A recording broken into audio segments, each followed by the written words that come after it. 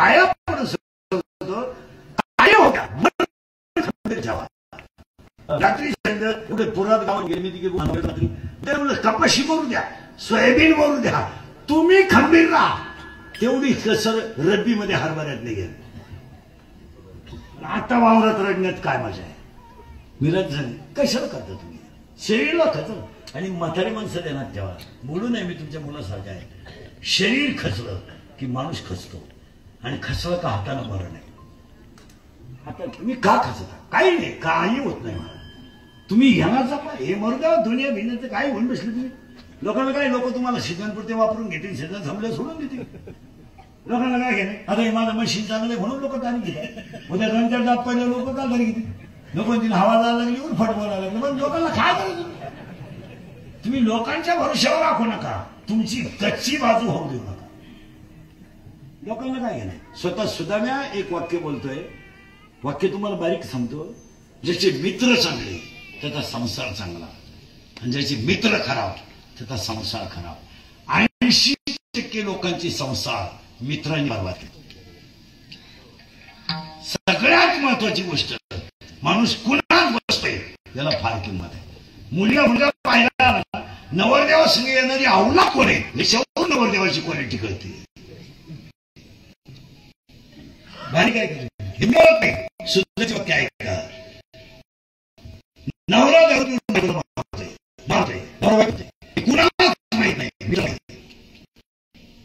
मित्र वेगळे लोकांना एक वेगळा उद्या जर एखादा फटका बसला आणि ती जर गेली तर तुझी खानदार जाईल तिच्या पिछे आई बापाचा आधार नाही तिचे भाऊ खराब आहेत निवडून जा हा सांगून गेला नाही मारू नको एक तर पोरगी वाढून गेली उद्या तिला भावाचा आधार नाही उद्या जर तिचा फटका सोडला नाही खाता ती जर जागेवर मिली ना तर तुला सगळे सोडतील पण तिचा बाप सोडणार नाही कारण तिच्या बापाचं ते हृदय आहे हा सल्ला मित्रांनी दिला पाहिजे पण मित्र इतके नाव आहे की होऊन जाऊ दे दुसरी करू सांगणारे 6 जण कीर्तनात बसले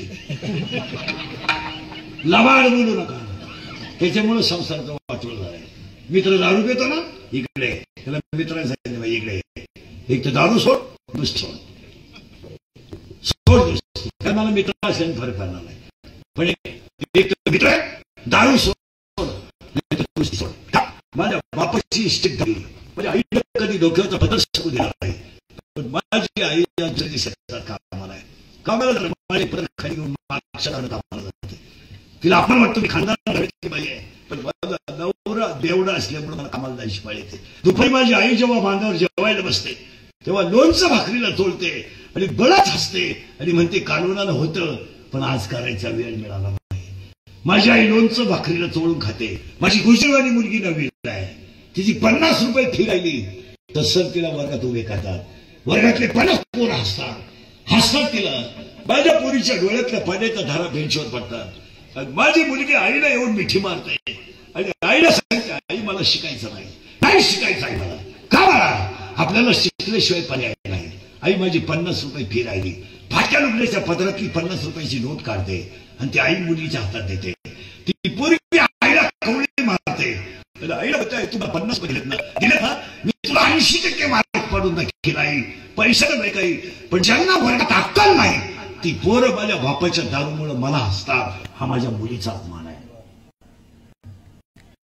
हे मित्रांची काम आहे असं चिराग नाही 40% शाळेतले पोरं मोबाईल मध्ये रमी खेळून भिकारी झाले आपण विचार करीत नाही गावातले लोकही विचार करीत नाही पालकही विचार करीत नाही शिक्षकांसोबत काही संबंध नाही त्याची 40% शाळेतले पोरं मोबाईल मध्ये रमी खेळून भिकारी झाले बाल गुन्हेगार व्हायचं हेच कारण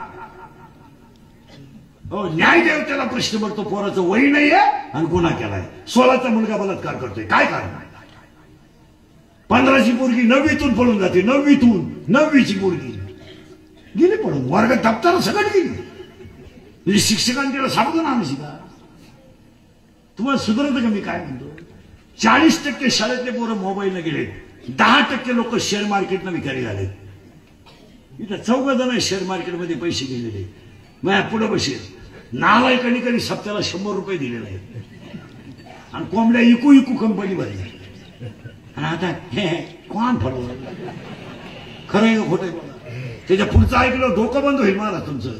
100 पोरांमध्ये 93 पोरं दारू पितात. बोलायचं नाही कोणी. जो बोलला त्याची क्लिप, जो बोलला त्याची बातमी, त्याचा खोटाच उठतायचा. या जगात ज्याला लवकर मारायचंय त्यानं खरं बोलायचं.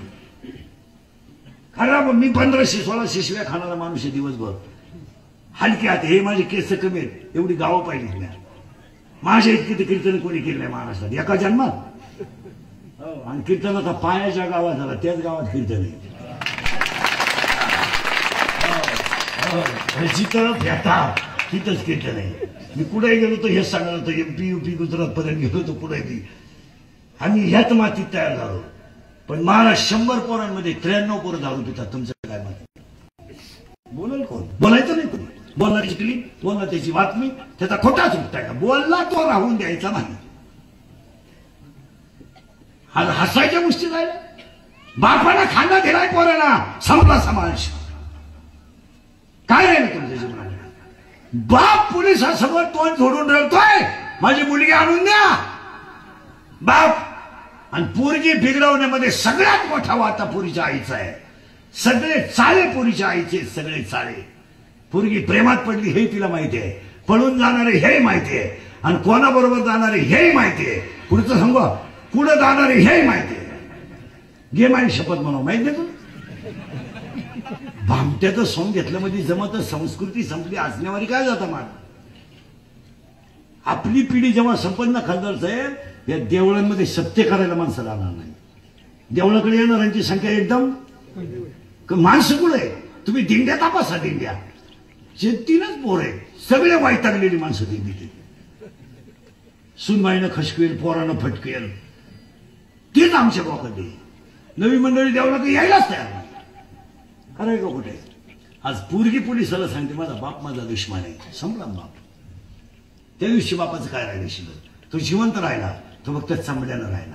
शरीरानं तर तो, मनानं तर तो मेला. आज आई मुलाच्या अंत्यविधीला आहे. काय जीवन आहे लोकांचं, काय जीवन झालंय मला. आज स्तनातली दूध पेणारी पोरं बापाच्या दाव्याला आहे. स्तनातली दूध पेणारी पोरं, पोटातली पोरं बापाच्या दाव्याला आहे. आणि याला 4च कारण आहे. दारू, जुगार, मोबाईलचा गैरवापर आणि आई बापांनी केलेले फाजील लाड.